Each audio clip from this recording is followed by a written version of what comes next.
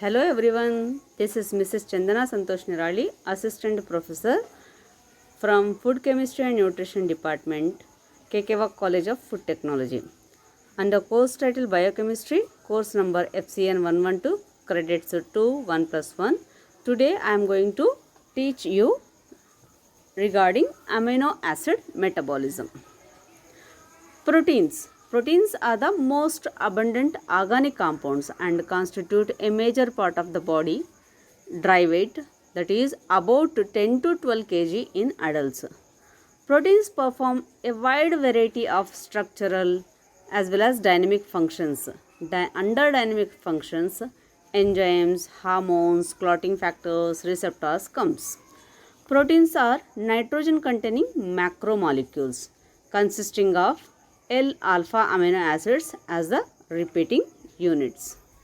Of the 20 amino acids found in proteins, half can be synthesized by the body and half are supplied through diet. So, whatever are synthesized by the body are non-essential amino acids, and for which we are dependent on diet are known as essential amino acids. The proteins on degradation release individual amino acids, means after digestion of protein taken, it will be degraded into amino acid. Each amino acid undergoes its own metabolism and performs specific functions, means where it is required it will function over there. Some amino acids serve as precursors for the synthesis of many biologically important compounds. Certain amino acids may directly act as neurotransmitters, for example, glycine, aspartate, glutamate. Amino acid pool, if you see, about 100 grams of free amino acids which represent the amino acid pool of the body. Glutamate and glutamine together constitute about 50% and essential amino acids about 10% of the body pool. The concentration of intracellular amino acids is always higher than the extracellular amino acids. Enter the cells against a concentration gradient. Sources of amino acid pool: turnover of the body intake of dietary protein and the synthesis of non-essential amino acids contribute to the body amino acid pool. Protein turnover. The proteins in the body is in a dynamic state. About 300 to 400 grams of protein per day is constantly degraded and synthesized, which represents body protein turnover. Control of protein turnover. How to control? The turnover of the protein is influenced by many factors. A small polypeptide called ubiquitin, whose molecular weight is about 8500 daltons, tags with the protein and facilitates degradation. Certain proteins with the amino acid sequence proline, glutamine, serine and threonine are rapidly degraded. Dietary protein. There is a regular loss of nitrogen from the body due to degradation of amino acids. About 30 to 50 grams of protein is lost every day. This amount of protein is supplied through diet to maintain nitrogen balance. There is no storage form of amino acids in the body. Excess intake of amino acid is oxidized to provide energy. Generally, carbohydrates are stored in the form of glycogen, whereas fats are stored in the form of triglycerides. But there is no storage form of amino acids. That's the reason they will be oxidized and they will be taken out, degraded. Utilization of amino acids from body pool. Proteins function as enzymes, hormones, immunoproteins, contractile proteins, etc. Many important nitrogenous compounds, porphyrins, purines, pyrimidines, etc. are produced from the amino acids. Means they are the precursor molecule for most of the nitrogenous compounds. About 10 to 15% of body energy requirements are met from the amino acids. The amino acids are converted into carbohydrates as well as fats. Catabolism of amino acids occurs in 4 stages: transamination, oxidative deamination, ammonia transport, urea cycle. Transamination. The name itself says what's the reaction taking place. Transamination, the transfer of an amino group from an amino acid to a keto acid with the formation of a new amino acid and a keto acid, catalyzed by a group of enzymes called transaminases, aminotransferases. Pyridoxal phosphate, PLP. This is the cofactor required for this transamination process. The location is liver, kidney, heart, brain. Adequate amount of these enzymes are present in these locations. Transamination reaction, if we see, alanine plus alpha ketoglutarate in presence of alanine aminotransferase.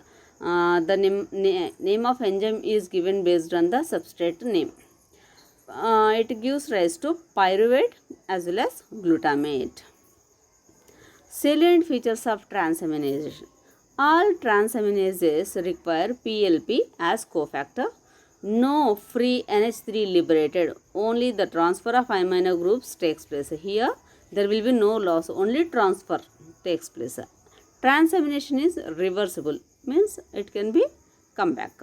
There are multiple transaminase enzymes which vary in substrate specificity. AST and ALT make a significant contribution for transamination. Transamination is important for redistribution of amino groups and production of non-essential amino acids. It diverts excess amino acids towards the energy generation. Amino acids undergo transamination to finally concentrate nitrogen in glutamate. Glutamate undergoes oxidative deamination to liberate free NH3 for urea synthesis. All amino acids except lysine, threonine, proline and hydroxyproline participate in transamination. It involves both anabolism as well as catabolism since it is a reversible process. Amino acid 1 plus alpha ketoglutarate gives rise to keto acid 1 plus glutamate. Example, if you see, alanine plus alpha ketoglutarate gives rise to pyruvate plus glutamate. Second example, aspartate plus alpha ketoglutarate, reversible reaction, oxaloacetate plus glutamate. Glutamate collecting point, alpha ketoglutarate plus L-amino acid in presence of aminotransferase as well as PLP as cofactor. It forms L-glutamate plus alpha keto acid. Amino acid will be converted to keto acid, whereas alpha ketoglutarate will be converted to glutamate.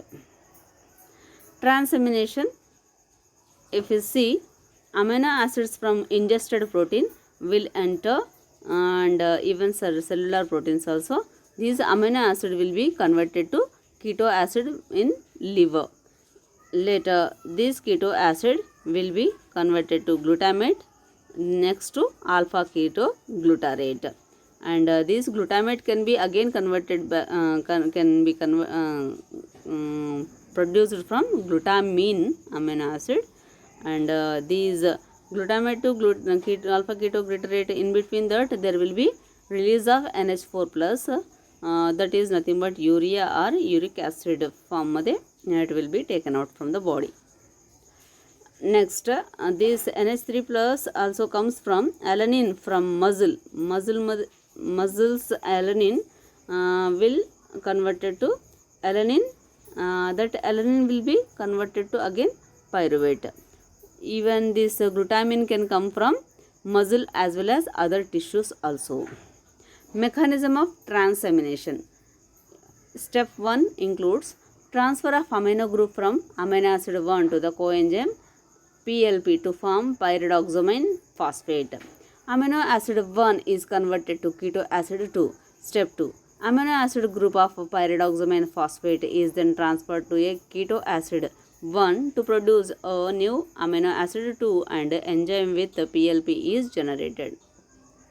Clinical significance, if you see, enzymes present within the cell released in cellular damage into blood, increased AST, myocardial infarction, increased AST as well as ALT, hepatitis, alcoholic cirrhosis, muscular dystrophy. These are the symptoms or significance of the enzymes. whenever present in the blood.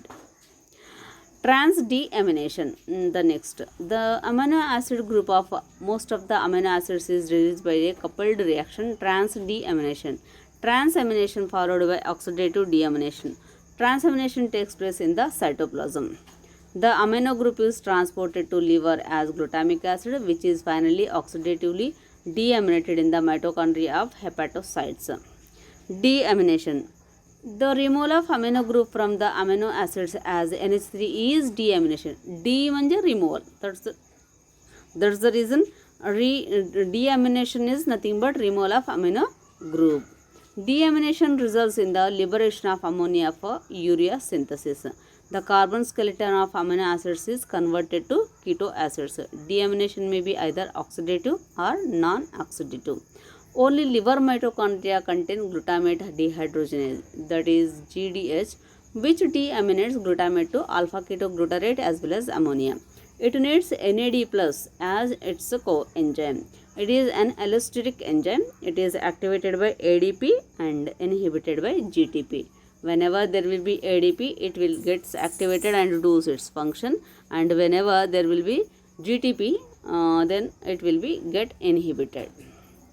Oxidative deamination. Oxidative deamination is the liberation of free ammonia from the amino group of amino acids coupled with oxidation. Site of this oxidative deamination is mostly in liver as well as even kidney. Oxidative deamination is to provide NH3 for urea synthesis and alpha keto acids for a variety of reactions including energy generation.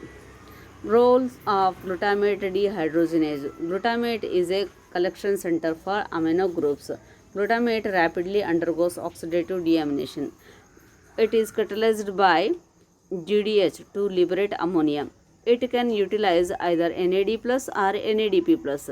This conversion occurs through the formation of alpha aminoglutarate. Oxidation of glutamate by GDH. L-glutamate in presence of GDH will be utilizing NADP plus or NADPH plus H plus and forms alpha aminoglutarate. Then by utilizing water again in presence of GDH, it will be converted to alpha ketoglutarate. Metabolic significance. It is a reversible reaction, both anabolic as well as catabolic. Regulation of GDH activity. Zinc containing mitochondrial allosteric enzyme consists of 6 identical subunits. Its molecular weight is about 56,000 daltons. Allosteric regulation. GTP and ATP allosteric inhibitors. GDP and ADP allosteric activators. GTP ATP are the allosteric inhibitors which inhibit its reaction, and GDP ADP acts as allosteric activators, so they enhance the reaction. Decreased energy, increased oxidation of amino acid. Steroid and thyroid hormones inhibit GDH. Glutamate in presence along with hydration forms in presence of glutamate dehydrogenase forms alpha ketoglutarase as well as ammonia. Amino acid oxidases. L-amino acid oxidases as well as D-amino oxidases. Flavoproteins and cofactors are FMN and FAD. Act on corresponding amino acids to produce alpha keto acids and NH3. The site of this reaction will be liver, kidney as well as peroxisomes. Activity of L-amino acid oxidase is low, plays a minor role in amino acid catabolism. Next, oxidative deamination of amino acids. Here alpha keto acid, L-amino acid will be converted to alpha keto acid plus ammonia.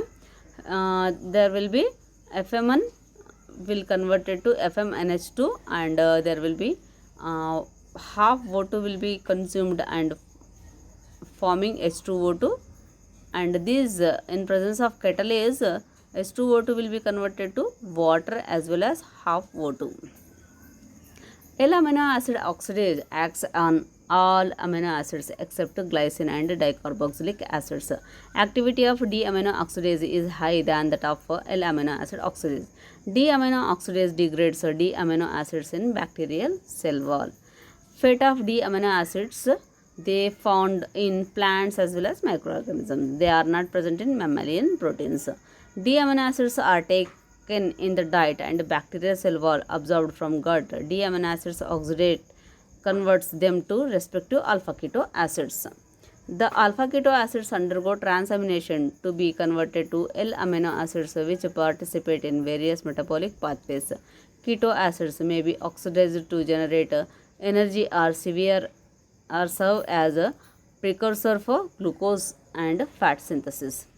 Metabolic fate of D amino acids. D amino acids converted to alpha keto acids in presence of D amino acid oxidase by utilizing by converting FAD to FADH2, and H2O will be utilized and NH4 plus will be released. And this alpha ketoglutarate by utilizing energy can